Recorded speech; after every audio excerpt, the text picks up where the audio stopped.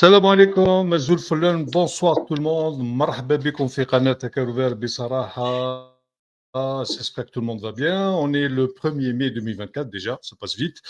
Il est exactement 20h12 heure locale algérienne, ce qui nous donne 21h12 heure locale européenne. Marhaba bikoum, encore une fois, j'espère que tout le monde va bien. Ce soir, à travers l'émission, l'invité de la chaîne, à cœur ouvert, bien sûr, nous avons l'honneur d'accueillir une sommité sportive, M. Rachid Fezouine, ancien président de la Fédération algérienne de cyclisme. Faites du vélo, c'est bon pour la santé. Monsieur Rachid, comment allez-vous? Marhaba bek fi qanat Al Ouvert, et puis je vous remercie pour votre disponibilité, votre présence. Marhaba bek. Allah يسلمك, salut, c'est Ataf. Bonsoir. Et sommité, c'est un peu trop dire. Hein. Et j'ai juste une remarque, j'ai pas été maquillé avant d'arriver chez toi. معليش. مرحبا بك ما خويا. عندكش مازال, ما كانش كابين بيرسونيل مازال. Bah, écoute, peut-être le jour où ça sera une chaîne de télévision, certainement, Inch'Allah. Inch'Allah. En tout cas, c'est un plaisir d'être avec toi ce soir. مرحبا بك سي رشيد, يعطيك الصحة, بارك الله فيك. مرحبا الله الجماعة اللي يسلمك. يتبعوا فينا. J'espère que le son, tiens, on va vérifier vite fait le son. Si شريف مرحبا بك.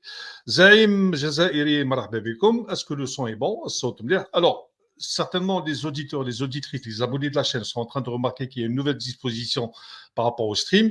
Au fait, on a changé un petit peu la conception parce que c'est à travers Messenger et on a déplacé tout ça vers le StreamYard, vers cette application, bien sûr. Donc, ne vous inquiétez pas, tout est bon. Bark vérifie غير الصوت. Voilà. 5 by 5. Barakallahu fik khoya Sizaïm. Merci beaucoup. Donc, apparemment, on nous entend très bien. C'est l'essentiel. Alors, Parfait. c'est parfait. نبداو في الموضوع. انا مبدئيا نتعرف عليك بطاقه التعريف الرياضيه تاع السي رشيد. Et puis j'ai vu une vidéo tout à l'heure qui m'a beaucoup impressionné. Je l'évoquerai tout à l'heure, je l'ai même enregistrée, je la passerai tout à l'heure parce que c'est une œuvre qui vient de votre part, de la Fédération algérienne du sexisme de l'époque. أعطينا بطاقه التعريف تاعك سي رشيد.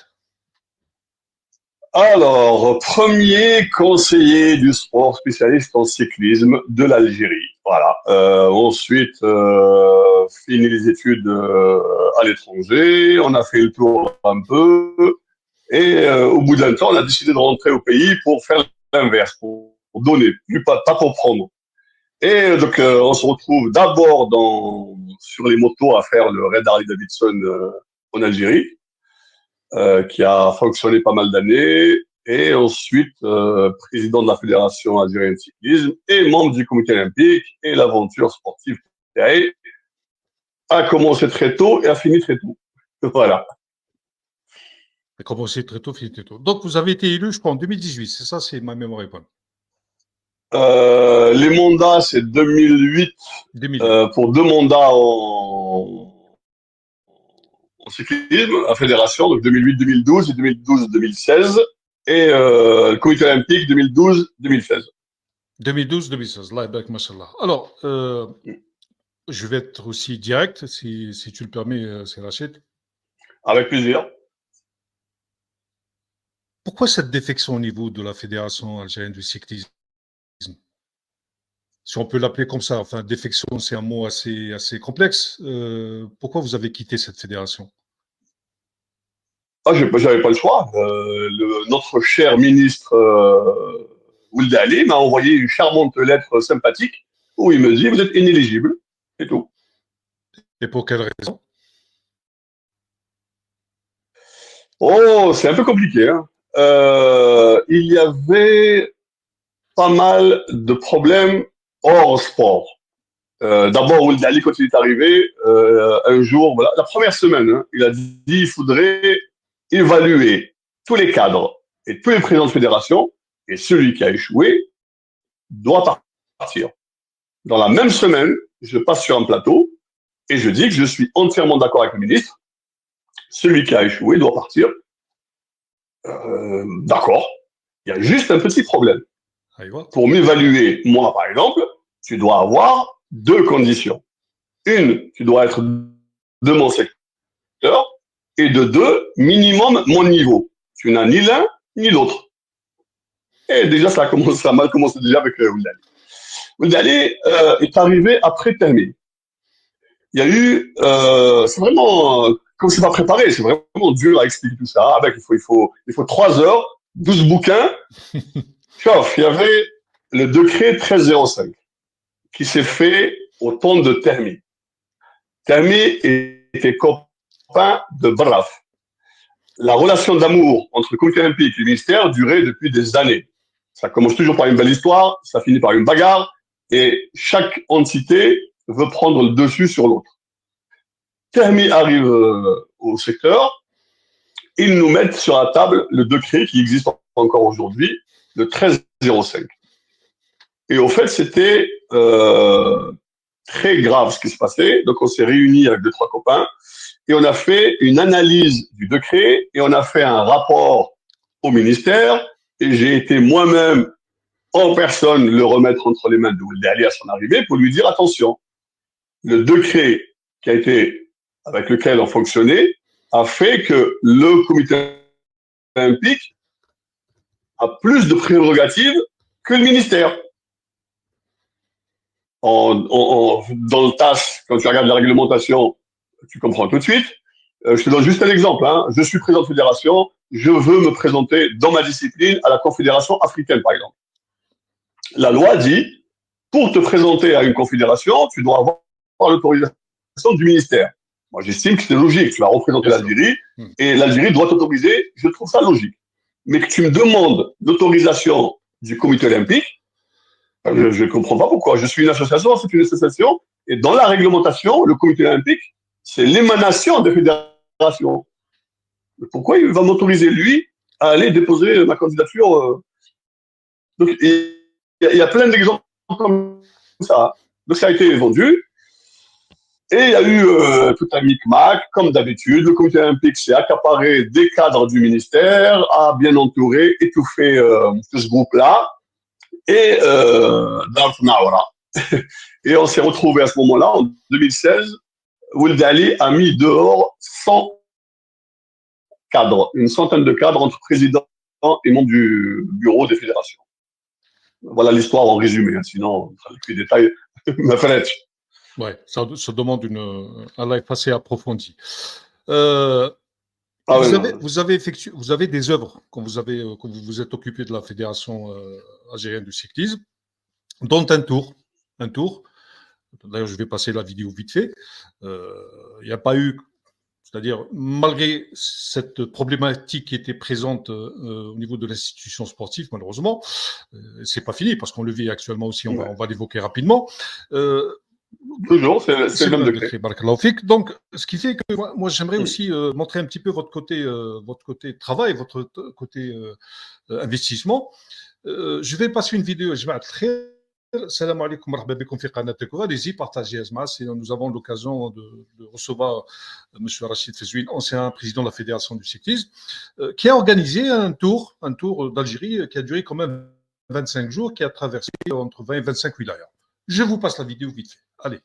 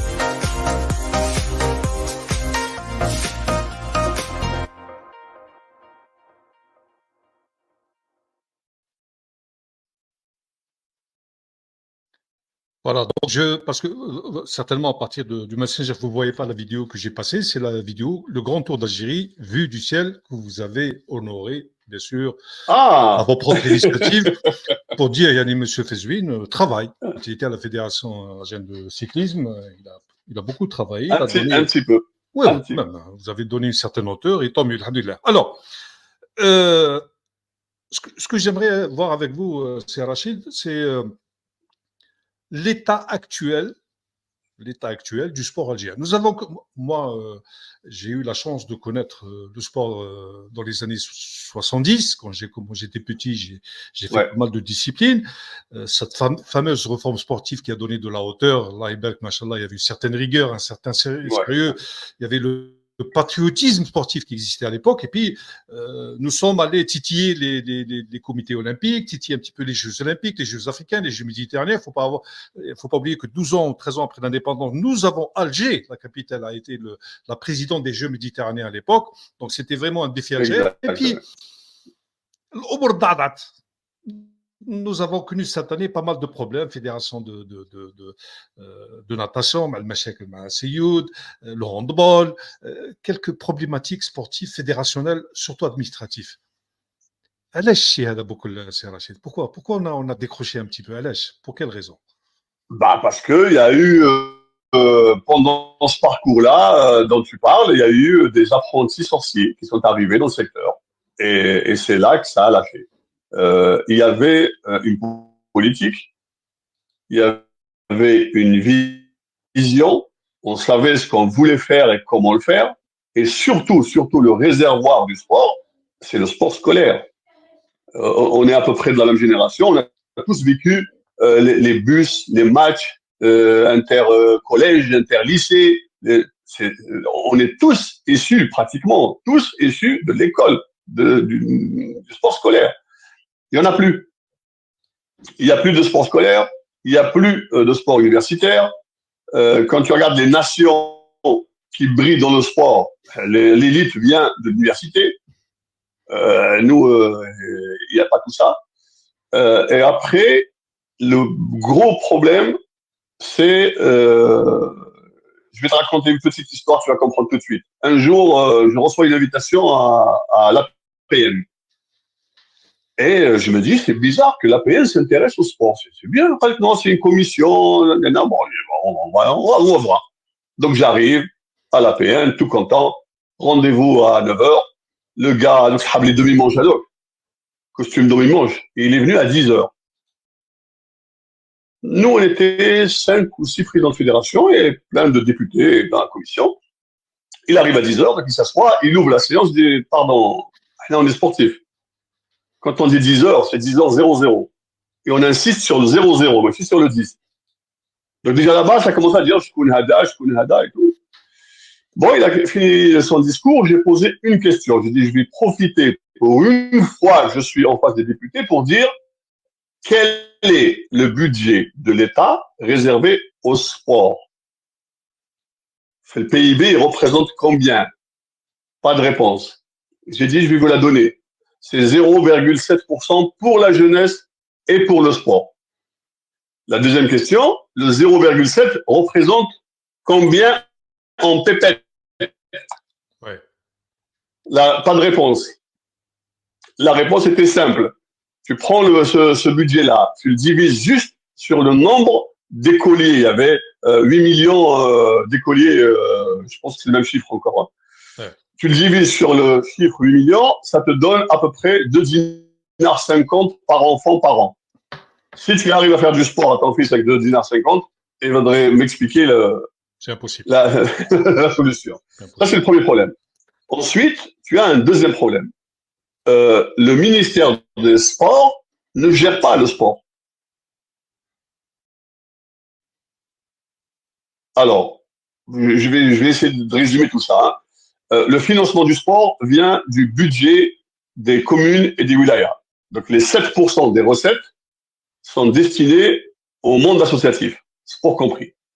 Donc, les 7%, les 3% restent pour la commune, avec les budgets actifs à CSA, ou l'ASC, etc. Et les 4% montent en wilaya, dans la wilaya. Et c'est ce qu'on appelle le fonds de wilaya. Le problème, c'est que ça vient des recettes. Qui dit recettes, dit entreprise, commerçant, etc., etc. Donc tu prends comment le sport a été déstabilisé. Hein. Tu prends une ville comme Adrar à un certain moment, les entreprises qu'il y a à Adrar, leur siège est à Alger. Donc elle paye sa taxe dans la wilaya d'Alger. Sonatrach, par exemple, paye Alger, elle ne paye pas à Ouargla. Donc en fin de compte, tu te retrouves avec une wilaya d'Adrar avec un budget de 800 millions de centimes et la wilaya d'Alger avec 300 à 500 milliards. Déjà, la différence. Ensuite, pour régler ce problème-là, ils ont créé le Fonds national qui était prévu pour réguler entre les wilayas riches et les wilayas pauvres pour essayer d'équilibrer tout ça. Et le Fonds de wilaya est devenu le portefeuille personnel du ministre et il dépense à sa guise. Il est sorti de son rôle. Donc ça a créé tout un déséquilibre. Ça, c'est le premier problème.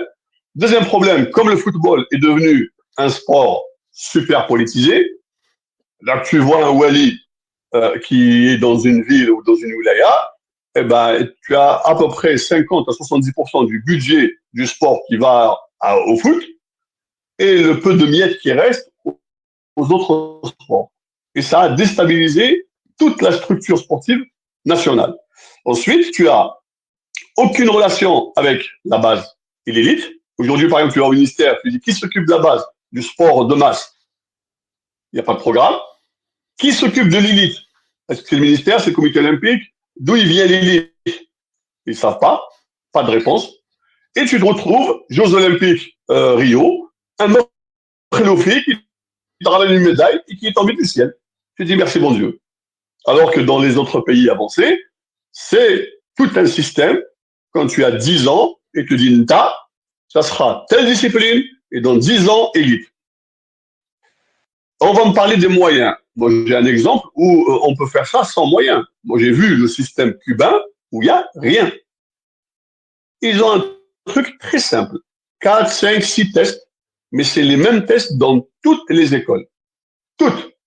Ils ont les résultats de toutes les écoles au niveau national. Ils font leur sélection rien qu'avec ces 5 tests. Hein. C'est basique, mais efficace. Et c'est l'une des meilleures écoles de boxe au monde. Et athlétisme, ils sont toujours là. Et ils sont un peu dans le J8 mondial. Nous, on a tout cassé. Ensuite, on revient au décret 1305. Le 1305 a condamné à mort. C'est une condamnation à mort des cadres du sport. Imagine, tu es architecte, je suis cadre du sport. On a envie de s'occuper d'une association de quartier. Toi qui es architecte, tu es bénévole, tu as le droit. Moi qui est cadre du sport, je n'ai pas le droit. Je n'ai pas le droit au cumul. Oui, d'accord. Ensuite, quelle est la raison qui a été donnée pour ça? Le décret 1305 interdit le cumul d'un poste électif et d'un poste exécutif dans le domaine du sport. Même pour être bénévole dans une association de quartier. Bah oui, mais bénévole, tu es élu. Oui. Donc la loi s'applique. Ensuite, on revient maintenant au ministère. Alors regarde, le ministère, il a plein de prérogatives. Construction des infrastructures. Aujourd'hui, c'est le ministère de l'Habitat qui s'en occupe. C'est pas le ministère des Sports. Le sport scolaire dépend du ministère de l'Éducation. Le sport universitaire, enseignement supérieur. Sport militaire, la défense. Ensuite, même la formation, les instituts qui forment les cadres du sport dépendent de Ta'lim al-Ali, pas de l'ISPS, du ministère des Sports. Donc, maintenant, tu es en collaboration avec tel secteur, mais c'est pas le tien. Quand on parle du sport scolaire maintenant, il te dit il faut mettre un quota de cadres du sport pour aller encadrer les enfants dans l'éducation. Mais tu n'as pas le droit. Tu ne peux qu'être détaché. Pour un détachement, tu ne peux pas aller au-delà de 5% de ton personnel, sinon tu vas vider ton secteur. Donc tout cet broglio là, c'est fait par des apprentis sorciers Et jamais il y a eu un responsable qui a dit, bon allez, on met tout sur la table et on règle le problème. Chaque ministre qui vient, il bricole.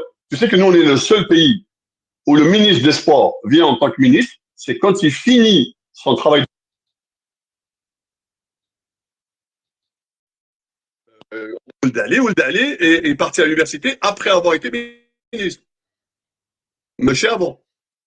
Ensuite, aujourd'hui, le ministre actuel, on le connaît tous et on le respecte en tant qu'athlète, mais il n'a jamais travaillé de sa vie. Il n'a jamais géré une association de quartier. Comment veux-tu que le secteur tourne à merveille? Il faut des cascadeurs, il faut des gens compétents, il faut que ça soit entouré par des personnalités dans le monde du sport pour remettre tout ça sur les rails. Sinon, c'est droit dans le mur pour moi. Hein. Donc voilà الحالة الصحية للرياضة الجزائرية. الحالة الصحية للرياضة. On est malade. Malade. Alors, Sous sérum. oui, oui. Il y a quand même un espoir de la rétablir. Il y a tout. Tu sais, quand tu es dans le domaine du sport, c'est toujours les défis. Donc il y a un défi qui nous attend. Moi, aujourd'hui, en tant que personne et à mon âge, mon défi, c'est comment laisser ou motiver la génération qui vient pour réaliser ce défi. Moi, c'est terminé. Hein. Moi, fatigué. Mais il y a toujours, dans le sport, qu'est-ce qui attire dans le sport? C'est quand on te dit tu ne peux pas sauter telle distance, tu fais tout pour le faire. Tu peux pas faire tel combat, tu fais tout pour le faire, etc. Donc ça, espoir, heureusement qu'il y en a. Allah yabarak. Et l'Algérienne aussi. Nous sommes pour le défi. L'Algérie, elle a été tout le temps un pays de défi. Inch'Allah, je sais qu'on va prendre de la hauteur. Il suffit juste de réguler un petit peu Riyad al-Jazairi et surtout mettre les bonnes personnes valables dans quelques institutions sportives. C'est le plus important. Nous, on a mis à l'écart la ressource humaine. C'est le plus important. C'est la ressource humaine. Alors, est-ce que, c'est Rachid, ça vous est dangereux s'il y a quelques questions de la part de quelques auditeurs auditrices, même assez impertinentes? Au contraire. Au contraire. Allah يبارك. رحبوا بخواتاتنا اللي راهم معنا. بارك الله فيكم. J'espère que tout le monde va bien. Alors, il y a une question de Jazair Hop, qui nous parle d'une condamnation. Alors, il demande si vous avez été condamné. Alors, il y a eu un jugement Riabi en mon absence. Alors, d'abord, je précise, hein, j'ai pris la fédération en 2008. Depuis 2009, donc quelques mois après, et j'ai fait tous les tribunaux de la ville d'Alger, et celui de Blida, mais toutes les chambres, tous les tribunaux d'Alger, juste. Ça n'a pas arrêté depuis le départ. Jusqu'à la fin, où il y a eu une affaire que j'ai jamais vue de ma vie, je ne savais même pas que ça existait, hein, Tama al-Fassad. Rien que le nom déjà, il fait peur.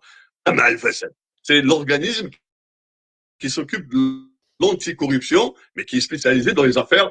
J'avais vu Dakhel, dossier Sonatrach 1, Sonatrach 2, et même eux qui m'ont reçu m'ont dit normalement t'as rien à faire là. Mais bon, ça a été téléphoné, et je me suis retrouvé là.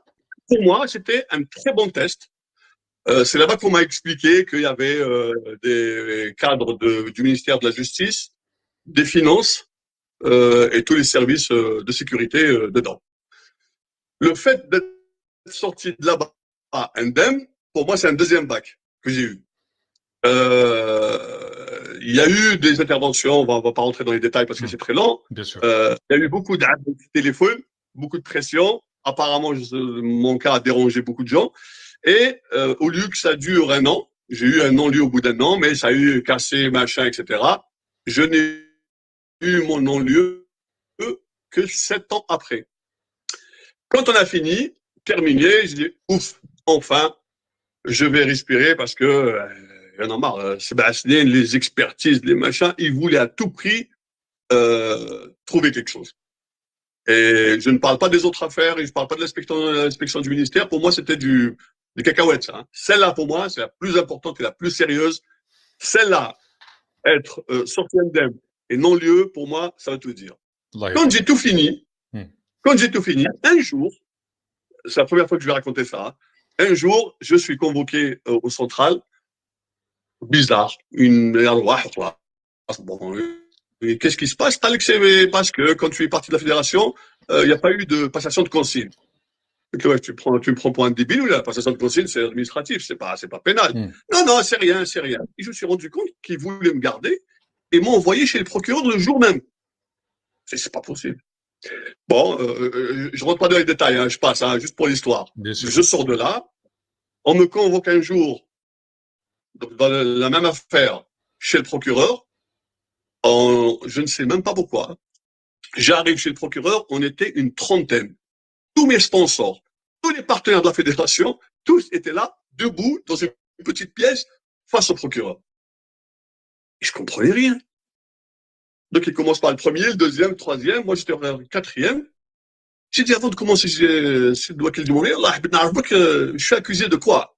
Donc, les mots en arabe, ça fait plus, ça impressionne plus que le français. Irtilas amwal dawla. J'ai dit, monsieur le procureur, ana ra'is jum'iyya, machi sharika. Donc, mon bilan approuvé par l'Assemblée générale. J'ai un bilan certifié par un commissaire aux comptes et j'ai le quitus du Trésor public. إذا كان اختلاس أعطي لي الثغرة وأعطي لي المبلغ. C'est un trou. Et il faut qu'on le voit dans la comptabilité. La réponse du procureur, بالله فمك. Et il a continué, cinquième, sixième, on était 30. Hein. Au bout du cinquième, شفت عدل التليفون. Je l'ai vécu, mais grâce à Dieu, en ma faveur. Il reçoit un coup de fil, il fait juste, ouais, ok, il pose. La couleur change, le temps change. 5-10 minutes après, le téléphone fixe ressonne. Bon, changement de cap. Il se retourne sur le commissaire, il dit, en fait, c'est quand je suis sorti de là que j'ai compris qu'il y avait un camion qui m'attendait pour mandat dépôt. Pour, je ne sais pas. On sort de là, dossier classé, il n'y a rien. 8 mois après, je suis reconvoqué pour la même affaire, le même dossier. Et comme d'habitude, moi j'ai l'habitude, j'ai fait toutes les chambres, toujours bara'a, pas de problème, donc j'y vais. Sur la route, je reçois un coup de fil de quelqu'un que je respecte beaucoup. Et il me dit, mon fils, je n'ai aucun conseil à te donner, tu te bagarres très bien, je te donne juste une information. Aujourd'hui, tu vas monter mandat de dépôt. Moi, ça m'a fait rire. Ils n'ont même pas d'accusation. Ils m'ont mandat de dépôt. On a essayé de t'aider, on croit ton combat. Si ils ont réussi à déterrer ton dossier 8 mois après, alors qu'il était classé, ça veut dire que leur clan est plus fort que le tien. À toi de décider. Donc, je suis rentré dans un café, j'ai pris un café au lait, un croissant, un Vichy au citron. J'ai réfléchi 10-15 minutes. J'ai ouvert mon téléphone, j'ai pris ma puce, je l'ai jeté dans les toilettes. Et depuis, ça fait 6 ans, même ma mère ne sait pas où je suis. Voilà. Voilà l'histoire pour la personne qui a posé la question. C'est la première fois que je la raconte. Hein.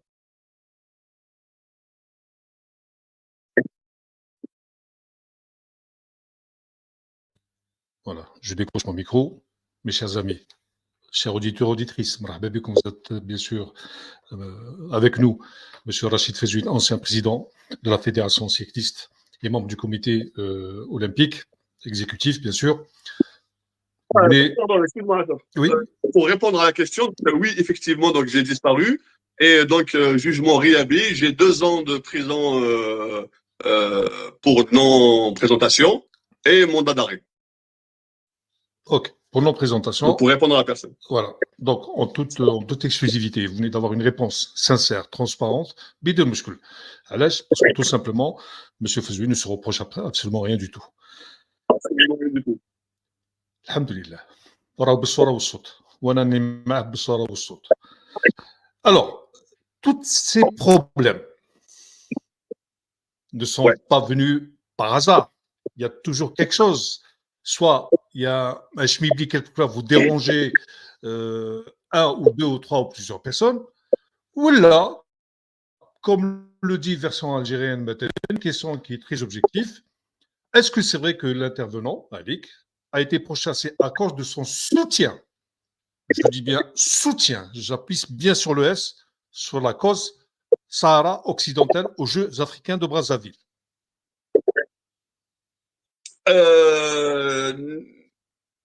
Aujourd'hui, je vais te dire oui, mais attends, je te parle de la La période. période. Moi, au début, la fédération, quand j'ai pris la fédération, j'avais une vision qui était incomprise par le commun des mortels algériens. Moi, je suis arrivé en Algérie, je t'ai dit, j'avais commencé par les raids Harley Davidson. Je vivais à l'étranger et ce qui me chatouillait, c'était, je faisais de la moto avec mes copains dans tous les pays, sauf l'Algérie. Je sais que le plus beau, c'est le mien, quoi. Donc, j'ai tout fait pour ramener Harley Davidson en Algérie parce que l'image algérienne, quand on partait en moto à l'étranger, tu lui dis I come from Algeria, il te dit Nigeria. Non, Algeria. Truc que je connais pas. Oh, you know Tunisia, ouais. You know Morocco, between Morocco et Tunisia. Ah, il connaît pas. Donc je voulais à tout prix régler ce problème. Quand je suis arrivé à la tête de la fédération, j'ai dit voilà, pour que l'événement Algérie soit connu, il faut faire du bruit, il faut faire quelque chose qui sort de l'ordinaire. Le plus grand tour du monde, le Tour de France. Moi, faire le plus grand tour, je ne peux pas. Comme avec le débile journaliste Rachid Abed, ouais, il nous a vendu le macarot, non, j'ai fait le plus grand. Non, j'ai pas fait le plus grand, j'ai fait le plus lent. Plus grand, tu ne peux pas. Donc j'ai fait le plus lent pour attirer les médias étrangers, attirer des sponsors. Donc l'image que tu as vue tout à l'heure de l'Algérie, il faut que tu saches qu'il y avait 3 événements en un. À 9h alors, la course démarre à 11h. À 9h du matin, c'est la caravane publicitaire qui fait les 25 wilayas avec nous. Et chaque ville qu'on traverse, tu as un salon d'exposition. Encore un autre événement, après il y a la course. Et ce tour-là, c'était la première fois de l'histoire où les villes s'étaient fait en direct par la télévision algérienne. Mais ça ne suffisait pas. J'étais, mais à Chara, comme ça, Chara Srira, il me fallait juste 1 an de plus. J'avais tout combiné avec une société étrangère qui avait facturé 2 millions d'euros. Je ne rentre pas dans les détails, je fais une culbute, un double salto arrière. De 2 millions, elle descend à 200 000. Parce que la facture, quand je te dis dans la mois, en détaillé, tu me dis hélicoptère. Bon, hélicoptère, j'avais l'armée qui me donnait deux hélicos. Donc j'en ai, les motos, j'en ai, ça, j'en ai, enlève. Il restait juste le relais. Techniquement, il me fallait. Sur 200 000 euros, j'avais la chaîne L'équipe qui était prête à sponsoriser pour 100 000. Donc il n'y avait que 100 000 à dépenser. Les 100 000, moi, je n'ai pas besoin d'argent, je les avais. Et j'avais demandé à Ould Ali juste de faire l'autorisation de transférer, c'est tout. Sa réponse, alors, TV, ils peuvent le faire. Comment tu vas expliquer à quelqu'un qui n'a rien compris à la guerre de Mozambique que c'est Mohamed le Tour pour le filmer, le Tour de France, c'est AWAC, c'est 5 hélicos. Et en échange de tout ça, c'était donner les droits TV gratuits pour qu'ils passent dans 110 pays en direct. Et à la 5e année, tu payes. Donc, pour répondre à ta question, pour revenir à ta question, moi, je pensais, parce que quand j'ai commencé, il n'y avait pas un stylo, il n'y avait pas une feuille dans la fédération. Les recettes de la fédération grâce au Tour, dans les mandats, le Tour d'Algérie a ramené 100 milliards de centimes. Donc moi, je pensais que c'était à cause de l'argent. Comme j'étais sans pitié, et ben, quand on battre les croyants, un camion, les t-shirts des gamins, il n'y a rien. Tout était fermé. Je me suis dit, c'est ce qui les a dérangés. Donc quand les problèmes ont commencé, j'ai toujours pensé que c'était dans ce sens. Quand le problème dont je te parle, les 2 ans, les machins, et je viens pas, je me présente pas, tu t'imagines que c'est pas facile. Tu disparais, ta famille, tes enfants, donc tu es un peu perturbé. Il m'a fallu 4 années. Ce n'est qu'en 2020, 22, que j'ai compris d'où venait le problème. Et il a suffi d'une feuille qui m'a perturbé et qui m'a poussé à chercher pourquoi j'ai tout ça. Donc, je sais pas pourquoi, mais tu me fais parler d'un truc. Oui, j'ai jamais accepté de parler de ça. Sur les plateaux, il y avait un problème, point. Donc, moi, je pensais que c'était la feuille que j'avais. Donc, ce que je vais te dire, ce n'est que des gens où j'ai documents. Je parle pas de là où j'ai pas de documents, je n'en parle pas. Je sais qu'il y a plein de trucs. J'ai des informations, j'ai pas de preuves, je ne parle pas. Donc, j'ai la lettre confidentielle de Sellel qui envoie un courrier à Termi qui lui dit il faut faire une enquête pour détournement à la demande de Mustafa Braf, comité olympique. Donc, si c'est pas du trafic d'influence, j'aimerais bien qu'on m'explique ce que c'est. Et quand tu vas dans ce type d'affaires, avec une feuille comme ça, tu comprends bien que tout le monde veut faire plaisir au Premier ministre. Tout ça et sortir non-lieu, t'as envie de leur dire, mes cocos, vous êtes vraiment des nuls. Moi, à ta place, j'aurais juste appelé, j'aurais pas écrit. Donc, c'est là, permis. Bref, comité olympique. Dans mon dossier, tu vas trouver dossier classé, réouvert 8 mois après, à la demande de Tayyip Louh, intervention du comité olympique, Kouninef Saïd, Bouteflika. Donc tout ça. Si je n'ai pas de documents, même si je raconte à ma mère, ma propre mère, ma mère, والله عندي مشكل مع السلات, مع الهمل, enfin j'ai oublié الهمل, il a fait une perquisition, parce que c'était ses amis, bref, Tabi. Batouli, un commissaire, il a fait perquisition de la fédération, saisie du matériel informatique, je ne sais même pas pourquoi, sans restriction de la justice. Ils l'ont décidé eux. Choukir, Baïdi. Mais le problème, donc pour revenir à cette feuille-là, quand tu regardes la feuille, moi, mes problèmes, tout le monde, y compris moi, je sais que mes problèmes, comité olympique, ont commencé en 2016 à cause de l'affaire de Rio. C'est moi qui ai dénoncé toute la gestion de la mission Rio, l'avion, Tayara, les familles, Brahmiya, etc. Et je suis le seul membre du comité olympique qui a refusé d'aller à Rio. Et tout le monde me dit, mais t'es fou, $4 500 de frais de mission, tu voyages en première classe et tu tapes 3 semaines à Rio. J'ai dit, même si j'ai fait le Jannah, moi j'ai mes principes. Je ne peux pas cautionner quand je ne suis pas d'accord. Donc tout le monde savait, et y compris moi, que mes problèmes ont commencé en 2016. Mais l'énigme dans tout ça, la lettre, a été faite en 2015. Et là, ça a chanté. Mais qu'est-ce que j'ai fait en 2015? Donc il a fallu 4 ans après. Donc moi j'ai disparu fin 2018. Il a fallu 2022. J'ai mis tout ce que j'ai comme papier dans un salon, par terre, et je me tenais la tête. Il est où l'énigme? Pourquoi 2015? Qu'est-ce que j'ai fait en 2015? Donc je vais te répondre et je vais te demander de réfléchir à ma place. Moi, comment j'ai déduit? 2015, tu as le ministre de la Communication, qui était le copain de toute cette bande. Il avait fait déjà une traversée du désert. Il a travaillé 10 ans au Maroc, dans les médias.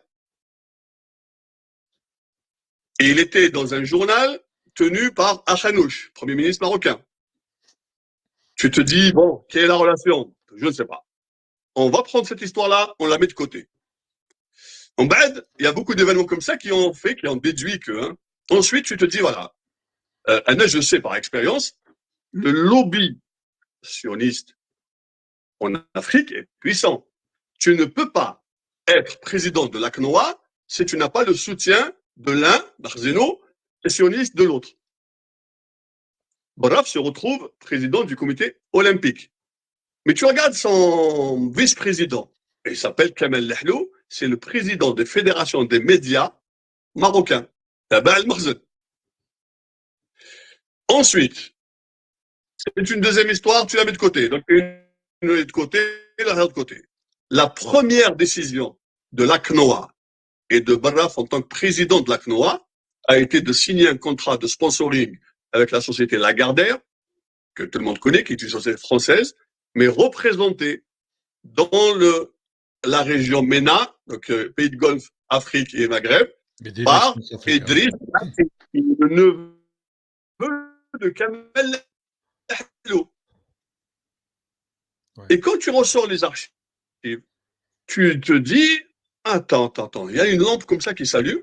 Qu'est-ce que j'ai fait comme bêtise, moi, en 2015? Alors que c'était une période où Braf et tous ces gens-là me faisaient des bises matin, midi et soir. C'était ramener l'équipe de Sahara al-Gharbia pour participer au Tour d'Algérie. Ça a obligé les Marocains à ne pas participer, à rater des points pour les Jeux Olympiques en 2016. Mais je me suis pas rendu compte. Moi, en Algérie, ça a fait un peu de bruit, mais sans plus. Mais au Maroc, ça a fait un tonnerre. Et tout le lobby qui vient d'à côté s'est mis en branle. J'ai eu tous les problèmes du monde. Comment tu veux, dans le temps, je viens sur les plateaux et je te dis, ministre incompétent, je prends au défi tel directeur, tel machin, et je vais piquer dessous dans la caisse parce que c'est Mohamed. Moi, c'est un déjà, pour rigoler, je leur disais, et le jour où je vais signer mon contrat, où le Tour d'Algérie va faire concurrence au Tour de France, où il y a des contrats au coût de millions de dollars, viens me surveiller. C'est juste d'euros.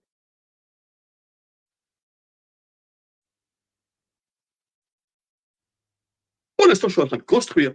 Donc, le problème, comme par hasard, ce complot-là ressurgit aujourd'hui avec l'USMA. Le même problème. Allez, en 2015, ce qui s'est passé, j'ai été voir l'ambassadeur de la RASD. J'étais en contact avec le ministre des Sports sahraoui. Et j'ai mis un projet. Je leur ai dit, voilà, vous êtes en train d'essayer de participer aux Jeux africains, mais c'est pas comme ça qu'il faut faire. Parce qu'il faut que tu comprennes. Les Jeux africains appartiennent à l'Union africaine. Le Sahara occidental est membre fondateur de l'Union africaine. Donc, c'est lui, et c'est lui qui est propriétaire des Jeux. Et 155 pays. Par contre, l'astuce qui est gérée par les gens qui veulent contrer ce projet, Flaknoa, il vient dire à l'Union, j'allais dire européenne, à l'Union africaine, là on s'occupe. L'Union africaine, nous on s'occupe de gérer les Jeux, puisque le sport ça dépend de nous, et on met sur la table 2 millions de dollars. Quand tu cèdes ton droit à la CNOA, elle ne convoque, elle n'invite que le comité olympique. Et le Sahara n'a pas de comité olympique. Donc, il est viré. Donc, 2015, moi, j'ai dit, voilà, l'astuce, avant d'aller au jeu, il faudrait monter 5, 6, 7, une dizaine de fédérations. Chaque fédération va s'affilier à sa fédération mondiale. Le groupe de fédérations crée un comité olympique sahraoui. Et il va s'affilier au CIO. Et le problème est définitivement réglé. Donc, j'avais commencé à ce projet-là. Il y avait Raouf Bernaoui qui nous a rejoints, Amar Boras en athlétisme qui nous a rejoints. Mais comme c'était chez nous, et dans le secteur, ça parle, et ça savait ce qu'on faisait, ça a été cassé de l'intérieur. On est parti au jeu de Brazzaville. Il y avait Tahmi qui envoie son conseiller, Sidi Ahmed Selmi, 3 mois avant pour préparer et faciliter la participation de Sahara el-Gharbiya. Quand nous est arrivé, les deux zigotos, là, le représentant de Tahmi et Braf, la preuve est là, c'est que le rapport fait par l'ambassadeur d'Algérie à Brazzaville, il a viré le consultant du ministre de Brazzaville dans un avion parce qu'il dînait à l'ambassade de Marocaine. Et le match et le Sahara était bloqué. Et en 2015, là-bas, notre Algérien, Mustafa Barraf, était vice-président. Résultat, ils ont donné l'organisation des Jeux africains 2019 au Maroc parce qu'il y avait un plan et un projet. Les Marocains avaient quitté l'Union africaine en 2004. Ils avaient le projet de revenir en 2017. Ils préparaient 2014-2015 pour influencer tout ce milieu-là. Et aujourd'hui, tout ce match qui s'est déroulé en 2015, on est en train de voir le résultat aujourd'hui. Et c'est aujourd'hui que j'ai vu une vidéo d'un jeune chenoui, que je remercie d'ailleurs, qui a dit qu'il y a quelqu'un qui a vu ça il y a 10 ans. C'est le seul. C'est le seul. Et aujourd'hui, ça me fait plaisir parce que je sais que quand tu cries et personne t'entend. J'ai tellement crié, tellement bougé, tellement bagarré, mais j'étais seul. Et comment tu vas affronter un groupe pareil? Quand je te dis, il y avait le Hamel, Sellal, Barraf, Tayyib Louh, le procureur général. Ya sahbi, oh. pour un tout petit président de fédération de cyclisme. Moi, j'étais rien. J'étais pas fait de football, j'étais rien. Mais un monde. Et bon, on va voir le côté positif. Ça m'a affûté, ça m'a renforcé, et ça m'a donné de l'expérience. Et voilà, maintenant je suis spécialiste pas dans le cyclisme, mais dans la bagarre.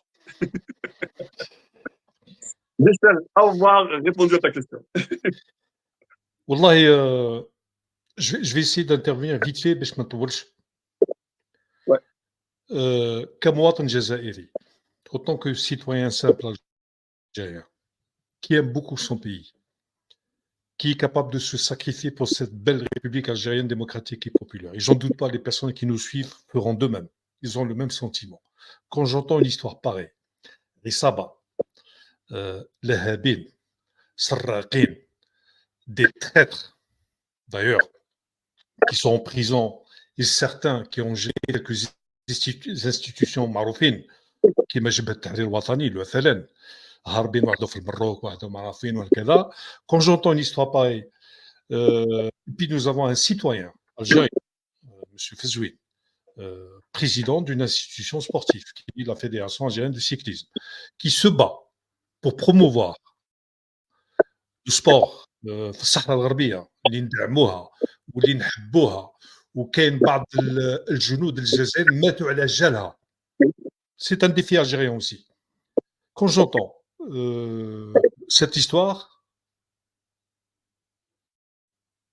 je ne peux que appeler solennellement à mon nom, au nom de cette chaîne, je prends la responsabilité entière de faire un appel solennel, sincère, au président de la République algérienne démocratique et populaire, M. Abdelmajid Tebboune, d'avoir un regard rigoureux, et j'en doute pas. Je suis sûr et certain qu'un jour il va le faire. Je sais que c'est un chef d'État qui est très occupé, il y a des priorités. كمواطنين نطلبوا من رئيس الجمهورية d'avoir un regard sur cette affaire, parce que nous avons un citoyen qui a donné quand même de la hauteur à ce cyclisme algérien, qui aime son pays, qui a souffert, qui a abandonné sa famille, un déchirement Essaïba, vivre dans un exil à cause d'une Essaïba, l'éloigner de son quartier, de sa ville natale, de sa famille, de sa République algérienne. واعره بزاف يا جماعه, واعره بزاف. هذه مافيا, والمافيا هذه عرفناها, والحراك اللي با فينو كيلكو بار, والجزائري ما يحبش الظلم وما يحبش الحقره.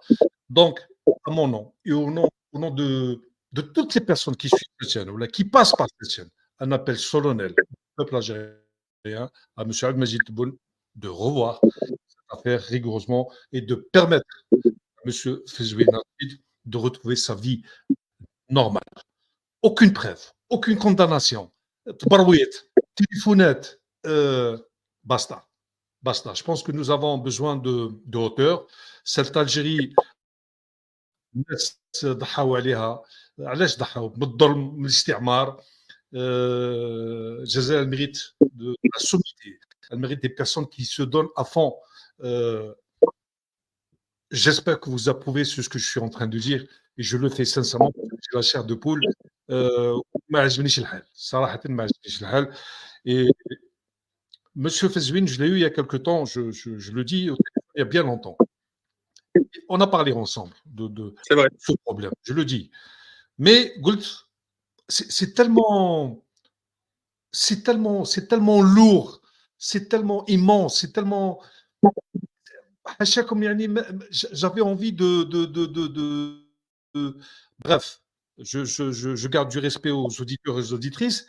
Mais dans le sens où مش بلادي هذه, بلادي ماهيش هك, بلادي ماهيش هك. Mon pays ne fonctionne pas de cette façon-là. Mon pays il a besoin de rigueur, de justice, de sincérité. Et toute personne qui fait chez l'instant Sahara Gharbia, vous amenez des personnes qui travaillent avec l'Adou, les Marocains qui sont dans les coulisses marocaines et voulaient avoir de la hauteur dans le sport algérien. C'est pas possible. Donc, un appel solennel à l'institution sportive, le ministère des Sports, la présidence de la République, l'Assemblée nationale, les juges, la justice de faire le travail.